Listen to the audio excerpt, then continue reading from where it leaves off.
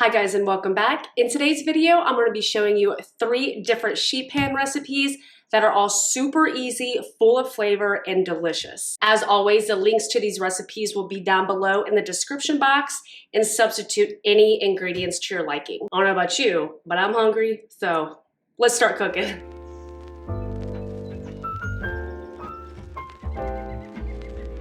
The ingredients you will need for this sheet pan fajita recipe are 1 tablespoon of chili powder, salt and pepper, 3 bell peppers, or you could also use the small bag of baby bell peppers, a large onion, olive oil, 1.5 pounds of boneless, skinless chicken breast, a lime, tortillas, and also for serving you can use cheese, guacamole, sriracha, hot sauce, sour cream, anything that you like on your fajitas.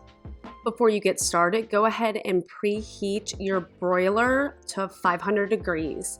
And then in a small bowl, I took 1 tablespoon of chili powder along with salt and pepper.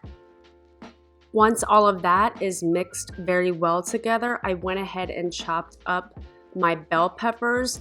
If you got a bag of the baby bell peppers, just take the stems off and the seeds inside.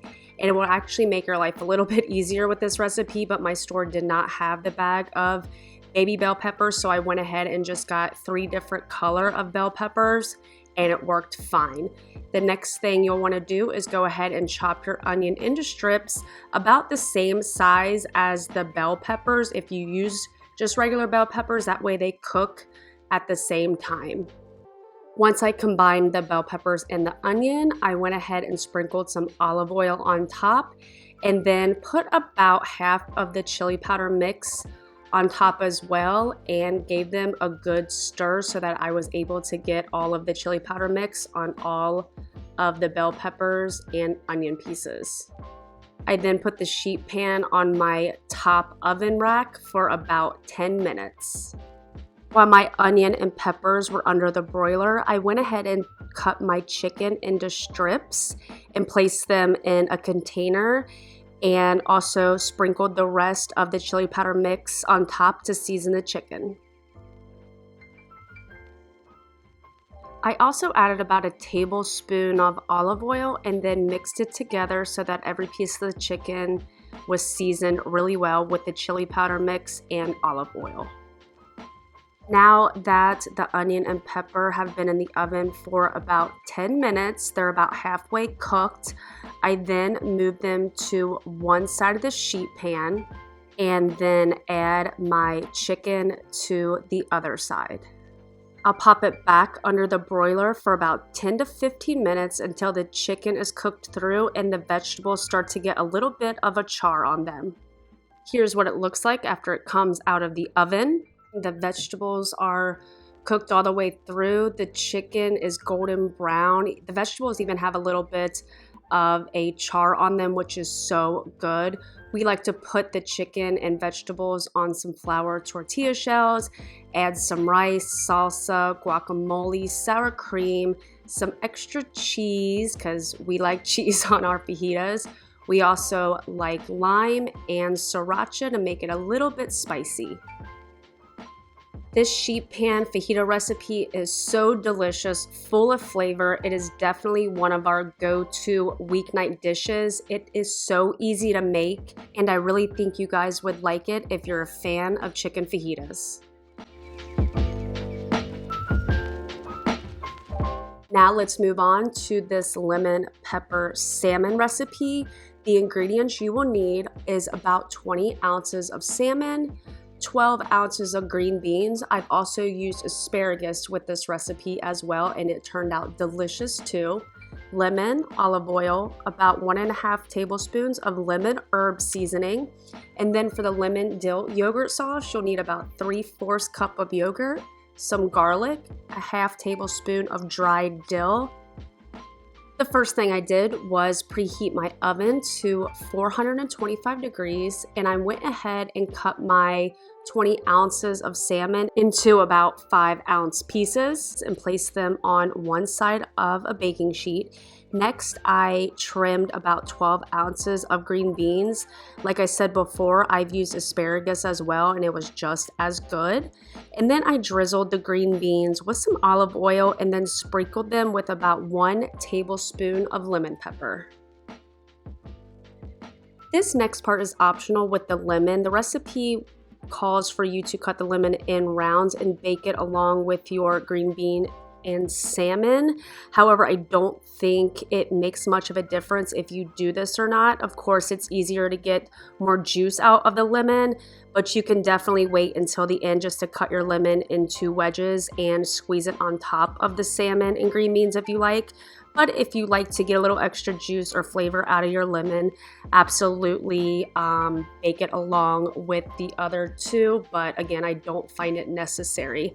Now that I have added the green beans on the baking sheet, I went ahead and drizzled some olive oil on top of my salmon, as well as a half tablespoon of the lemon pepper. Keep in mind that lemon pepper is very, very salty. So now I will go ahead and bake this in the oven for about 12 to 15 minutes. While that is baking, I have 3/4 cup of regular yogurt, and to that I will add about a clove of garlic, a half teaspoon of dried dill, and go ahead and give that a really good mix. Here it is after it is out of the oven. I like to serve this with some brown rice. You don't need to serve it with anything. You could obviously just serve it with the salmon and green beans by itself. And I went ahead and squeezed some of that lemon juice on top of everything and then put a big heaping spoon of that yogurt dill sauce right on top. This is so full of flavor, so delicious, has that kick of that lemon and lemon pepper as well. The green beans are crunchy. It is just so good. I think you guys would really, really enjoy this if you like salmon.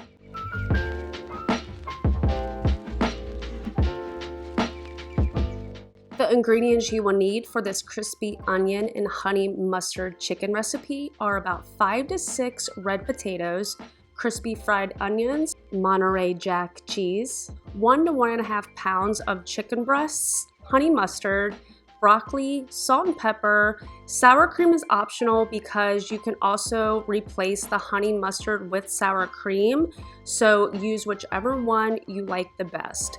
The first thing you'll want to do is preheat your oven to 425 degrees and then chop up about 5 to 6 red potatoes.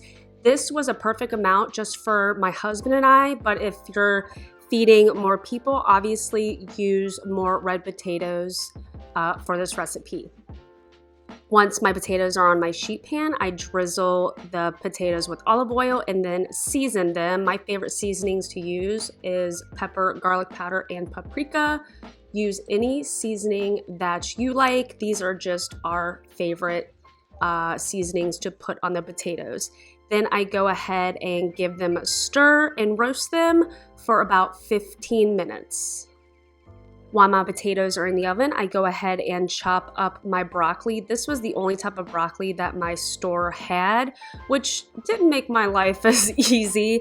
I was going for just the already chopped up bag of broccoli, but it's okay. I made this work. I went ahead and took it out of the little plastic that it was in, gave it a good wash, and now I'm just chopping them into bite-sized pieces. In a small bowl, I took some of the crispy fried onions. I would say I took maybe 2 to 3 palmfuls of this, and I started breaking it up with my hands and then realized it was going to take forever, so then I got a spoon and started smashing them.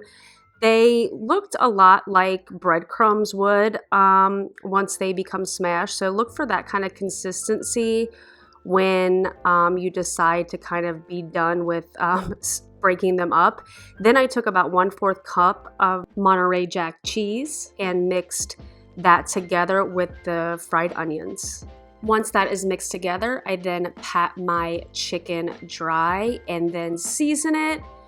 And I get my honey mustard ready because my Potatoes are about to be done in the oven. So this is what it looks like when it does come out of the oven. And then just like the fajitas, I go ahead and move the potatoes to one side of my sheet pan.